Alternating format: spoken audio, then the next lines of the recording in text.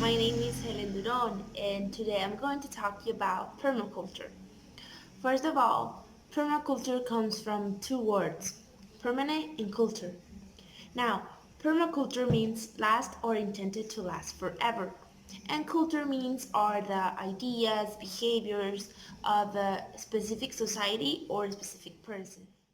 I'm going to start defining what is permaculture. Permaculture is made to create systems that are ecological, corresponding, and economically viable, that are not polluting and that are sustainable in long term. Also, it uses the inherent qualities of animals and plants, all these combined with the natural characteristics of the landscapes and structures to produce system that supports life, that supports the city, and that supports the countryside, using the smallest possible area.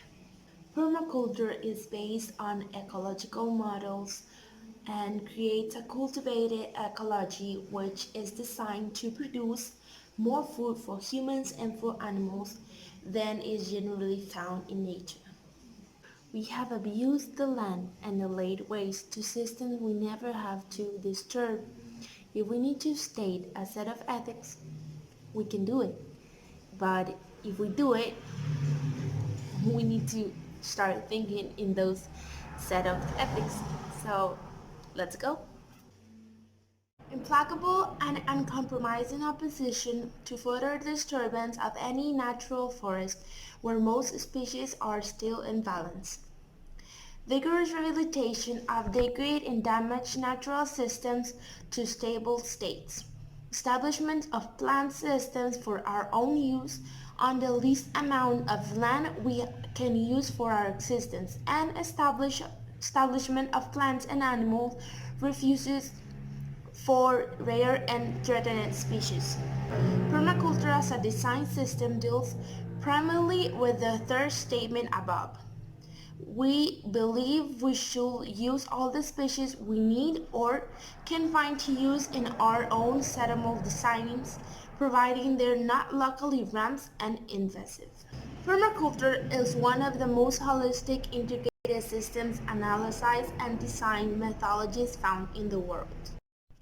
Can be applied to any ecosystem no matter how degraded. Permaculture can be applied to create productive ecosystems for human use standpoint or help degraded ecosystem recover health and wildness. Incorporate sustainable agriculture practices and land management techniques and strategies from around the world. Is a bridge between traditional cultures and emergent earth-tune cultures. Promotes organic agriculture which does not use pesticides to pollute the environment. Is urban planning as well as rural land design.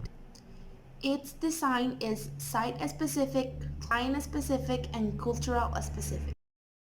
Ethics of permaculture. The ethics of permaculture provide a sense of place in a larger scheme of things and serve as a guide of the right livelihood in concert with the global community and the environment rather than the individualism and indifference. Care of earth includes all living and not living things like plants, animals, land, water, and air.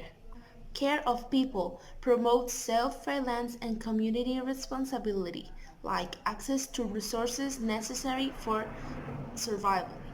Setting limits to population and consumption gives away surplus, contributes of surplus time, labor, money, and information and energy to achieve the aims of earth and people care.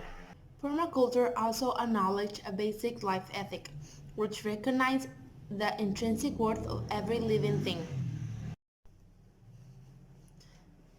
Now I'm going to talk about how permaculture can stop hunger. Can permaculture feed the world? Yes. Hunger has much to do with quality to food as a quantity. Today, the nutritive value is highly compromised in food. The issue again is not production, but distribution of food. That's the deal. Apart from food security, Permaculture also ensures diversity, seed security, nurtures ecosystem, and more importantly, healthy communities. A tree has value in itself, even if it presents no commercial value to humans. That the tree is alive and functioning is worthwhile. It is doing its part in nature, recycling litter, producing oxygen, sequestering carbon dioxide, sheltering animals, building soils, and so on. In lieu of climate change and erratic weather patterns, we need diverse ways of working with an understanding of our food system, and permaculture provides us those ways.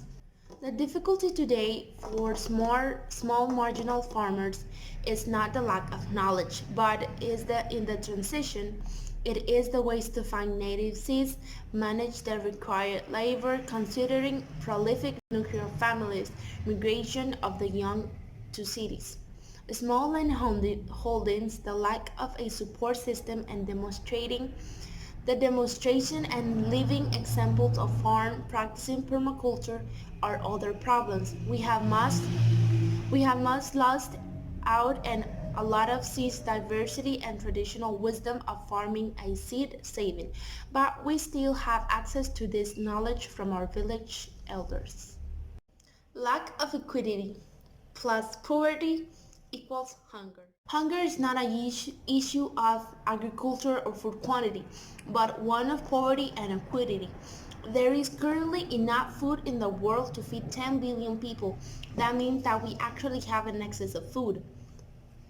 At the same time that there is a great hunger, there is also an excessive food waste throughout the world. It is even worse to the Western Hemisphere. The USA alone wastes the 40% of its food, and Western countries' grocery stores throw out a lot of food and will not purchase unattractive produce.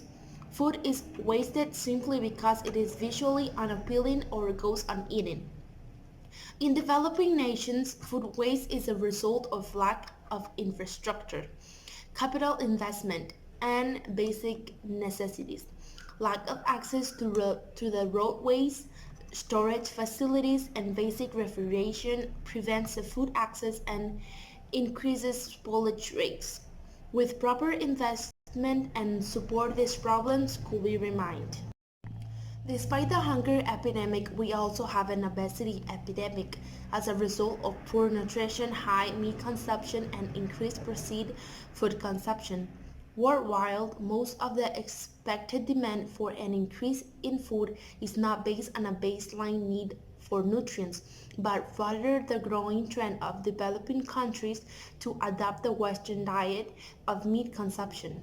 Not only does this require a higher production of animal feed, crops, and raising for animals for meat puts a number of stress on the environment due to the current system of large concentrate and confined animals feed operation. Okay, that's all. Bye.